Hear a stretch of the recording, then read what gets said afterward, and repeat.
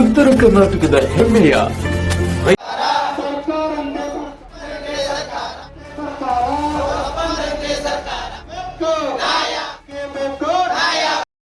ರೈತ ಧ್ವನಿ ನ್ಯೂಸ್ಗೆ ಸ್ವಾಗತ.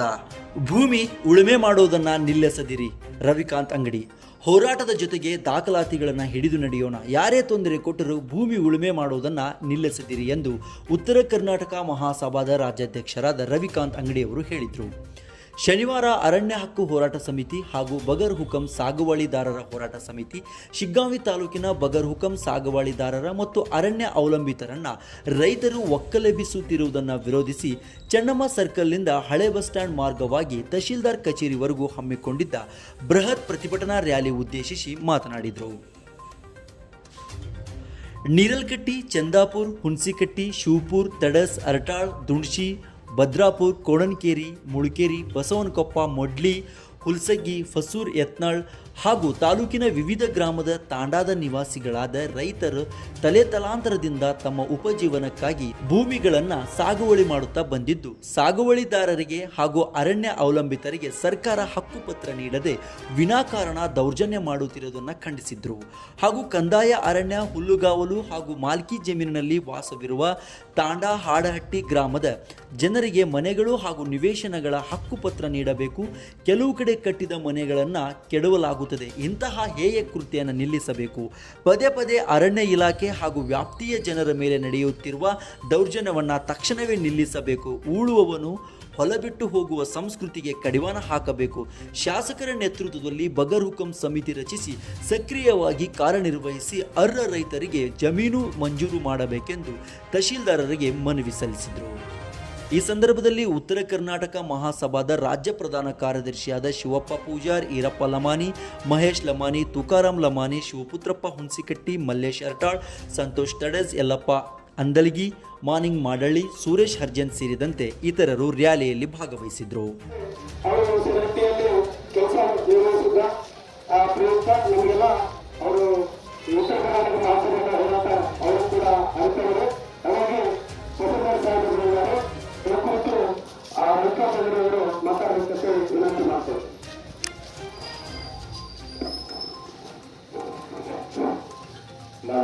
ತಹಶೀಲ್ದಾರ್ ನಮಸ್ಕಾರಗಳು. ಇವತ್ತು ಉತ್ತರ ಕರ್ನಾಟಕ ಮಹಾಸಭಾದಿಂದ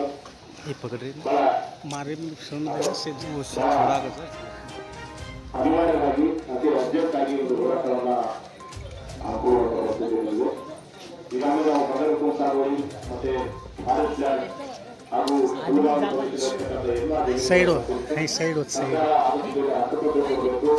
ಅವ್ರನ್ನ ಒಕ್ಕಲೆಬ್ಬಿಸಬಾರ್ದು. ಅವರೆಲ್ಲ वोट 5 जलाओ ने 5 जाओ हैं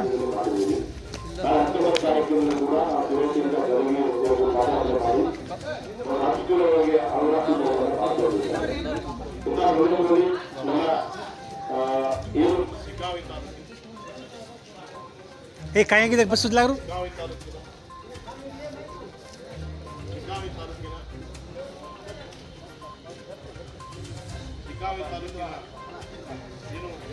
ನೀರಲ್ಕಟ್ಟಿ, ಚಂದಾಪುರ, ಶಿವಪುರ, ಗಡಸ, ಅರಟಾಳ, ಹುಣಸಿ, ಭದ್ರಾಪುರ, ಮುಳಕೇರಿ, ಬಸವನಕೊಪ್ಪ, ಎತ್ತರಳ್ಳಿ ಹಾಗೂ ತಾಲೂಕಿನ ವಿವಿಧ ತಾಂಡಾಗಳ ರೈತರು ಎಲ್ಲರೂ ವರ್ಷಗಳಿಂದ ಬಗರ್ ಹುಕಂ ಸಾಗುವಳಿ ಆದರೆ ಸುಮಾರು ಜನ 53ರಲ್ಲಿ ಅರ್ಜಿ ಹಾಕಿದ್ದಾರೆ, 52ರಲ್ಲಿ ಅರ್ಜಿ ಹಾಕಿದ್ದಾರೆ.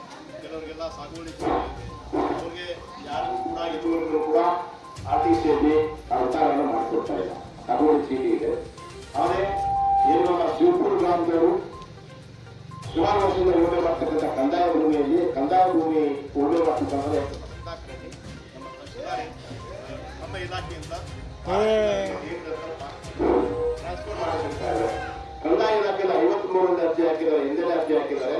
ಅವರೆಲ್ಲ ಕೆಲವರಿಗೆಲ್ಲ ಟೆಂಪರರಿ ಸಾಗುವಳಿ ಚೀಟಿಯನ್ನು ಕೊಟ್ಟಿದ್ದಾರೆ, ಕೆಲವರಿಗೆ ಇನ್ನೂ ಕೊಟ್ಟಿಲ್ಲ, ಕೆಲವರನ್ನ ರಿಜೆಕ್ಟ್ ಮಾಡಿದ್ದಾರೆ.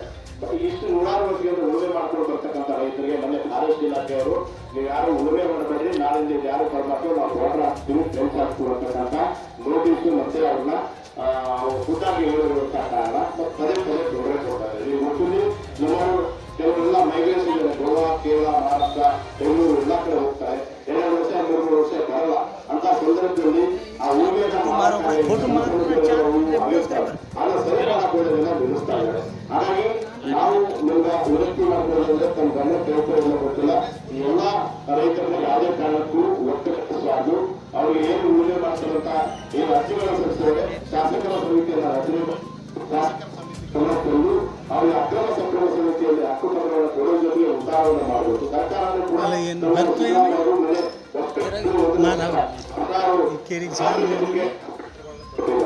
ಕೇಂದ್ರದಲ್ಲಿ ರಾಜ್ಯದಲ್ಲಿ ಏನು ಕೇಂದ್ರದಲ್ಲಿ ಇರ್ತಕ್ಕಂಥ 2005 ಮಹಾರಾಷ್ಟ್ರ ಸ್ಟೇಟ್ ಆಕ್ಟ್ ಕೂಡ ಎಲ್ಲಾ ಕಡೆ ಈಗಾಗಲೇ ಸರ್ಕಾರ ಆ ನಿಟ್ಟಿನಲ್ಲಿ ಕೆಲಸ ಮಾಡ್ತಾ ಇದೆ. ಕೃಷ್ಣ ಬೈರೇಗೌಡರು ಕೂಡ ಸಾವಿರಾರು ಬಾರಿ ಹೇಳ್ತಾ ಇದ್ದಾರೆ, ನಿಮ್ಗೆ ಯಾರನ್ನೂ ಒಪ್ಪಿಲ್ಲ, ನಿಮ್ಮೆಲ್ಲ ಅರ್ಜಿಗಳನ್ನು ನಾವು ಸಕ್ರಮಗೊಳಿಸ್ತೀವಿ, ಯಾರು ಅರ್ಜಿ ಹಾಕಿಲ್ಲ ಅರ್ಜಿ ಹಾಕ್ತೀವಿ ಅಂತ ಹೇಳ್ತಾ ಇದ್ದಾರೆ. ಹಾಗಾದ್ರೆ ಒಂದ್ ಕಡೆ ಸರ್ಕಾರ ನಾನು ಒಕ್ಕಲಿಗ ಸಂಘ ಹೇಳ್ತಾ ಇದ್ರೆ, ಮತ್ತೊಂದ್ ಕಡೆ ಇವನ್ನೆಲ್ಲ ಒಪ್ಪಿಗೆ ಅಂತ ಹೇಳ್ತಾರೆ.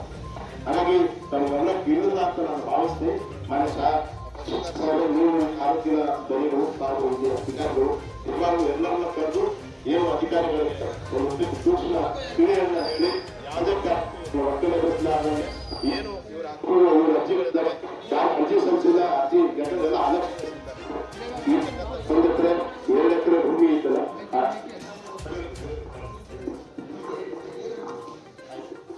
ಈ ಒಂದು ಕಾರಣಕ್ಕೆ ಈ ಕಾರಣದಲ್ಲಿ ನಾನು ಮಾನ್ಯ ತಹಶೀಲ್ದಾರರಿಗೆ ವಿನಂತಿ ಮಾಡ್ಕೊಡ್ತೀನಿ. ಈಗಾಗಲೇ ಹಕ್ಕೊತ್ತಾಯಗಳನ್ನು ಹೇಳ್ತಾ ಇದ್ದೀನಿ. ನಮ್ಮ ತಾಲೂಕಿನ ಉದಾಹರಣೆಯಾಗಿ ತೆಗೆದುಕೊಳ್ಳೋದಾದ್ರೆ ಶಿವಪುರ ಗ್ರಾಮದ ಬಗರ್ಪುರ ಸಾಗುವಳಿದಾರರು ಅರಣ್ಯ ಅವಲಂಬಿತ ರೈತರು ಪಾಲು 53 ಕಂದಾಯ ಹೊಂದಿರುವ ಉದ್ದೇಶಪೂರ್ವಕವಾಗಿ 2014ರಲ್ಲಿ ಸರ್ಕಾರ ಅರಣ್ಯ ಇಲಾಖೆಗೆ ವರ್ಗಾವಣೆ ಮಾಡಿ ಬಡ ರೈತರಿಗೆ ಅರಣ್ಯ ಇಲಾಖೆ ಪದೇ ಪದೇ ಕಿರುಕುಳ ಕೊಡುತ್ತಿದ್ದು ಈ ಕೂಡಲೇ ಅರಣ್ಯ ಇಲಾಖೆ ಕಿರುಕುಳ ನಿಲ್ಲಿಸಬೇಕು ಮತ್ತು ಹಕ್ಕುಪತ್ರಗಳನ್ನು ನೀಡಿದೆ. ಕಂದಾಯ ಅರಣ್ಯ ಉಳಿದವರು ಮತ್ತು ಮಾರ್ಕಿ ಜಮೀನನ್ನು ಮಾತ್ರ ಸಾಲ ಆಡಿಸಿ ಗ್ರಾಮಗಳಿಗೆ ಮನೆಗಳ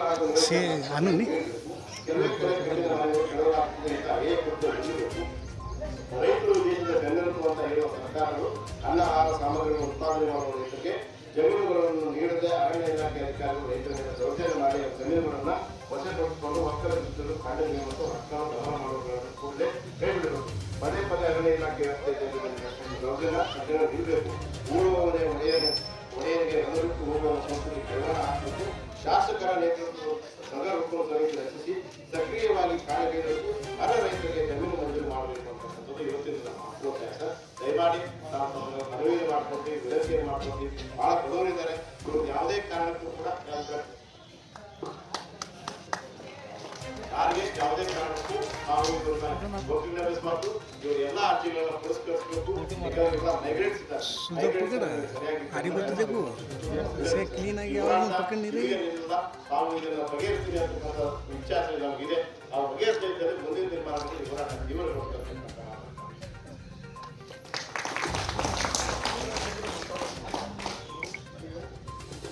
ಈಗ ತಮ್ಮ ಮನವಿಯನ್ನು ನಾನು ಏನು ಕ್ರಮ ತಗೊಳ್ಬೇಕಂತೇಳಿ ಆ ಕ್ರಮ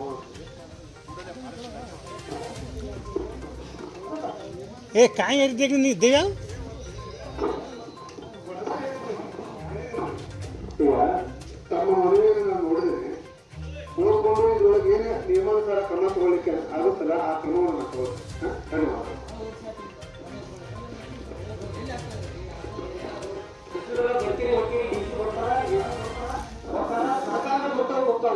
ಮುಂದಿನ ಜನರು ಸರಿಪಡಿಸೋರು ಸಮಿತಿನ ಮಾಡಿದಿರಿ.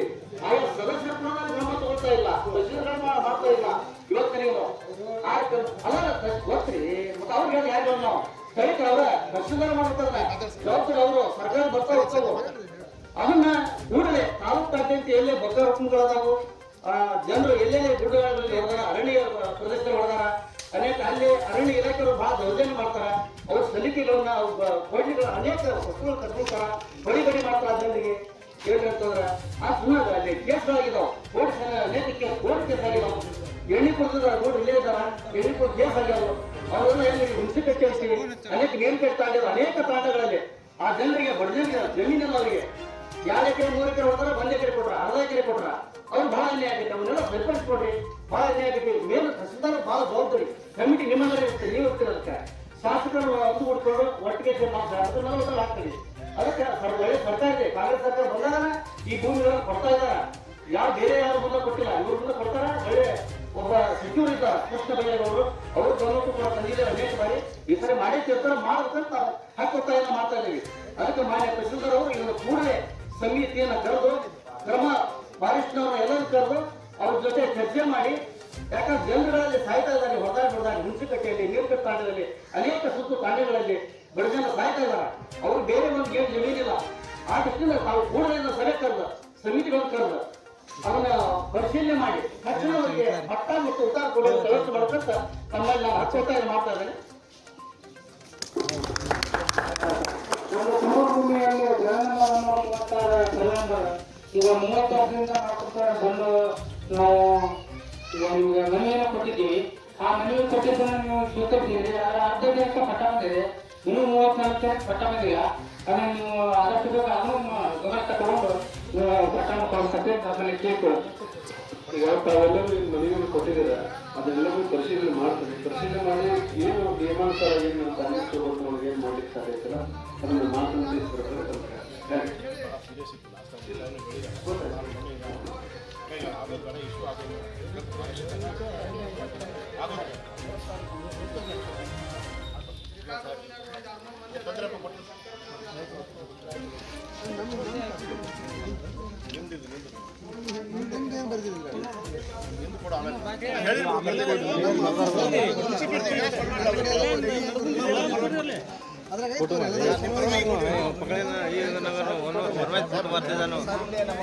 ನಾವೊಂದು ಬರ್ದು ಕೊಡ್ಬೇಕು.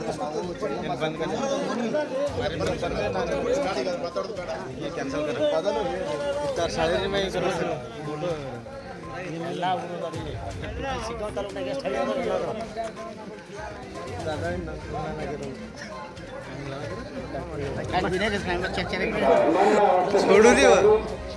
ನಮ್ಮ ಎಲ್ಲ ಬೇಡಿಕೆಗಳಿಗೆ ಪೂರಕವಾಗಿ ಸ್ಪಂದಿಸ್ತಾ ಹೋಗ್ತಾ